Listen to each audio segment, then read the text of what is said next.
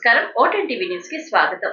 ఆంధ్రప్రదేశ్ రాష్ట్ర ప్రభుత్వం జారీ చేసిన సాధారణ బదిలీల నేపథ్యంలో భాగంగా ఎన్టీఆర్ పోలీసు కమిషనరేట్ పరిధిలో విధులు నిర్వహించు పోలీస్ సిబ్బందిలో ఒకే పోలీస్ స్టేషన్ నందు 5 సంవత్సరాల సర్వీస్ పూర్తి చేసుకున్న ఏఎస్ఐలకు, హెడ్ కానిస్టేబుళ్లకు మరియు కానిస్టేబుళ్లకు ఈ రోజు పోలీస్ కమిషనర్ వారి కార్యాలయం నందు నగర police commissioner Shri SV Rajasekhar Babu IPS గారు కౌన్సిలింగ్ నిర్వహించి సిబ్బంది సంక్షేమాన్ని దృష్టిలో ఉంచుకొని వారితో స్వయంగా మాట్లాడి వారి అభ్యర్థనల మేరకు వివిధ పోలీస్ స్టేషన్లకు బదిలీ చేయడం జరిగింది.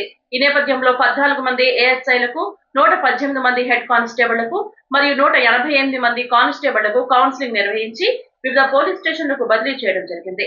ఎన్నడూ లేని విధంగా సిబ్బందితో స్వయంగా మాట్లాడి వారి అభ్యర్థనల మేర బదిలీలు చేసినందుకు పోలీస్ సిబ్బంది నగరపాలక సంస్థ commissioner Shri SV Rajasekhar Babu IPS గారికి బదిలీ కాబడిన సిబ్బంది కృతజ్ఞతలు తెలియజేశారు.